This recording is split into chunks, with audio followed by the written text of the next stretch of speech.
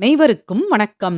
இன்று மதுரை சிம்மக்கல் அருகே செல்வமும் செல்வாக்கும் அருளும் அருள்மிகு செல்லத்தம்மன் திருக்கோவில் பற்றி தெரிந்து கொள்வோம். மதுரை சிம்மக்கல் அருகே வடக்கு மாசி வீதியில் அமைந்திருக்கிறது அருள்மிகு செல்லத்தம்மன் திருக்கோவில்.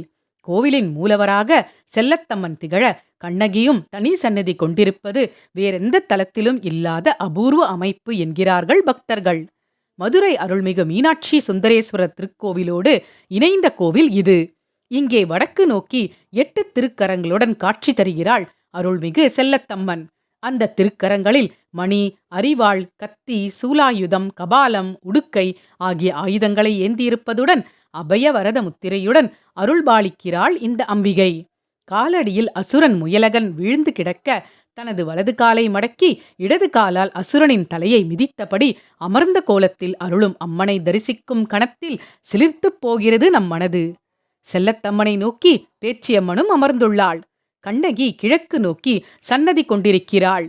செல்லத்தம்மன் சொக்கநாதரை திருமணம் செய்ய விரும்பி அவரை சந்தித்தபோது சொக்கநாதர் அவளுக்கு பட்டாடை அணிவித்து பட்டாபிஷேகம் செய்து திருமாங்கல்யம் மட்டும் அணிவிக்காமல் அனுப்பிவிட்டாராம். இதனை பட்டு கொடுத்து பொட்டு கொடுக்கவில்லை என சொல்வார்கள். இந்த கோபத்தோடு கோவில் திரும்பிய அம்மனை சாந்தப்படுத்த பலி கொடுக்கப்படும். இதுவே திருவிழாவின் ஐதீகம். மேலும் கோபத்தில் இருந்த செல்லத்தம்மனை சாந்தப்படுத்த பேச்சியம்மன் இங்கு வந்ததாக கூறுவர். அதன் காரணமாகவே செல்லத்தம்மனை எதிர்நோக்கியபடி பேச்சியம்மன் வீற்றிருக்கிறாள் என்றொரு திருக்கதையை சொல்கிறார்கள் இந்த கோவிலை சேர்ந்த பக்தர்கள். இங்கே அருள்பாலிக்கும் கண்ணகியும் விசேஷ கோலத்தில் திகழ்கிறாள். ஆம், மற்ற இடங்களில் உள்ளது போன்று கோபத்துடன் சிலம்பு ஏந்தி காட்சி தரும் கோலத்தில் இல்லாமல் இடக்கையை தொங்கவிட்டபடி வலக்கையில் பூச்செண்டினை வைத்தபடி அமைதியாகவும் மகிழ்ச்சியாகவும் காட்சியளிக்கிறாள். இந்த திருக்கோவிலுக்கு வந்து மனதார செல்லத்தம்மனை வழிபடும் அன்பர்களுக்கு பகைவர்களால் ஏற்படும் தொல்லைகள் நீங்கும். கடன் முதலான குடும்ப பிரச்சனைகள் போன்றவை விலகும்.